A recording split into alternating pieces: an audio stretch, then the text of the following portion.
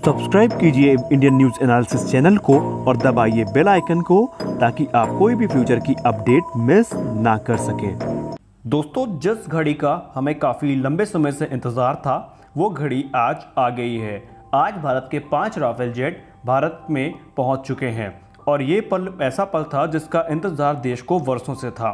आखिरकार हमारा वो सपना आज साकार हो गया। राफेल का इंतज़ार खत्म हो चुका है। राफेल विमानों की हरियाणा के अंबाला एयरबेस में सुरक्षित लैंडिंग भी हो गई है और इससे पहले भारतीय वायुसीमा में 5 राफेल विमानों ने घुसते ही युद्धपोत INS कोलकाता से बातचीत की, जहां पर INS कोलकाता के क्रू ने उनका स्वागत किया। तो आइए जानते हैं कि राफेल की इस ऐतिहासिक लैंडिंग पर डिफेंस एक्सपर्ट्स का क्या कहना है और भारत के लिए कितना महत्वपूर्ण है। वहीं जब से भारत में राफेल एयरक्राफ्ट की लैंडिंग हुई है तो हमारे retired air marshal R Nambiar sir का एक वक्तव्य भी इस समय वायरल हो रहा है, जिसमें उन्होंने राफेल को तेजस MK2 से कंपेयर किया था और कुछ बड़ी बातें भी की थी। तो आइए इन सारे बातों का खंडन एक के बाद हम करते हैं। तो स्वागत है आपका इंडियन न्यूज़ एनालिसिस के एक नए एपिसोड में। तो चलिए शुरू करते हैं। दोस्तों, राफेल एयरक्राफ्ट एक ऐसा एयरक्राफ्ट जिसकी दरकार भारतीय वायुसेना को काफ़ी लंबे समय से थी और इसको लेकर के हमारे पूर्व वायुसेना प्रमुख श्री BS धनोवा और वर्तमान वायुसेना प्रमुख श्री RKS भदौरिया ने काफ़ी बड़ी बातें भी की थी और भारतीय वायुसेना को इसकी सख्त ज़रूरत थी। राफेल का स्ट्राइक पैकेज एक तरफ जहां दुनिया के सबसे ताकतवर एयरक्राफ्ट को भी टक्कर देने का मादा रखता है, वहीं राफेल की मौजूदगी देश के दुश्मनों के दिलों में खौफ पैदा करने के लिए काफ़ी है। राफेल में मिटियोर और हैमर जैसी मिसाइल्स के साथ साथ स्कैल्प जैसी क्रूज मिसाइल्स भी हैं और जैसा कि हमने अपने पिछले वीडियो में राफेल की खूबियों के बारे में बात की थी, जिसकी लिंक आपको ऊपर मिल जाएगी कार्ड में, आप उस वीडियो को ज़रूर देखिएगा। उसमें हमने बताया था कि राफेल को भारत ने क्यों खरीदा। भारत के पास Su-35 का ऑप्शन था, भारत के पास MiG-35 का ऑप्शन था, भारत के पास यूरोफाइटर टाइफून का ऑप्शन था, लेकिन भारत सिर्फ राफेल के पीछे ही क्यों गया और क्या राफेल में कोई स्कैम हुआ है। तो इन सारी बातों का जवाब हमने उसमें दिया है, तो आप उस वीडियो को ज़रूर देखिए। अब आइए बात करते हैं श्री आर नाम्बियार के उस वक्तव्य का, जिसमें उन्होंने ये कहा कि राफेल तेजस MK2 के सामने कहाँ टिकता है।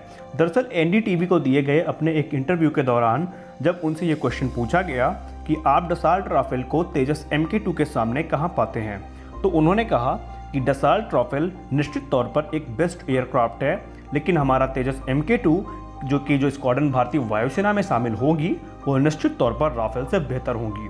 इस पर जब उनसे क्वेश्चन पूछा गया कि आप एक ऐसे एयरक्राफ्ट की तुलना कर रहे हैं जो वही बनाया भी नहीं गया, वहीं Rafale aircraft semi stealth technology के साथ आता है, एडवांस सेंसर्स के साथ आता है और इसका जो स्पेक्ट्रल इलेक्ट्रॉनिक वॉरफेयर शूट है वो लाजवाब है। तो ऐसे में आप ऐसे राफेल को तेजस MK2 से कैसे कंपेयर कर सकते हैं। उन्होंने कहा कि ये चीज़ मैटर नहीं करती कि अभी एयरक्राफ्ट कौन सा उड़ रहा है। उन्होंने कहा कि राफेल अभी आप उड़ा रहे हैं जिसमें तकरीबन 3 साल पुरानी टेक्नोलॉजीज़ का इस्तेमाल किया गया है, लेकिन जो हमारा तेजस MK2 बन के आएगा उसमें फ्यूचर की टेक्नोलॉजी होगी और कई मायनों में हमारा तेजस MK2 राफेल से बेहतर होने वाला है। उन्होंने कहा कि तेजस MK2 को जिस प्रकार से डिज़ाइन किया जा रहा है वो इंडियन प्लेटफॉर्म के साथ साथ रशियन और वेस्टर्न प्लेटफॉर्म की मिसाइल्स को भी कैरी कर सकेगा और उसकी जो फेरी रेंज है, उसकी जो टोटल रेंज है, उसका जो स्ट्राइक पैकेज है और वेपन कैरिंग कैपेसिटी है वो राफेल से अच्छी होने वाली है, ऐसा उन्होंने माना। उन्होंने कहा कि फ्यूचर टेक्नोलॉजी को करंट टेक्नोलॉजी से आप कंपेयर नहीं कर सकते।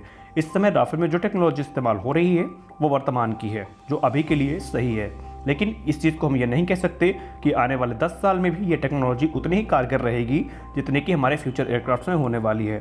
इसलिए उन्होंने कहा कि यहाँ पे हम एक अनुमान लगा सकते हैं कि हमारा जो तेजस MK2 होगा वो राफेल को कड़ी टक्कर देगा या कई मामलों में राफेल से बेहतर भी होगा।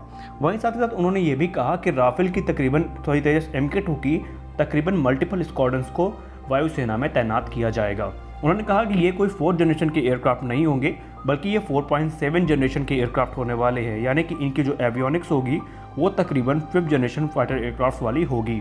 वही AMCA के आने के बाद एयरफोर्स की ताकत और अच्छी हो जाएगी।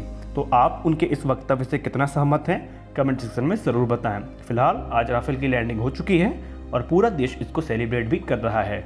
तो ऐसे में हम भारतीय वायुसेना को इसके लिए बधाई देते हैं और आने वाले निकट भविष्य में हम ये उम्मीद भी करते हैं कि राफेल हमारे देश के गौरव को ऐसे ही बढ़ाएगा।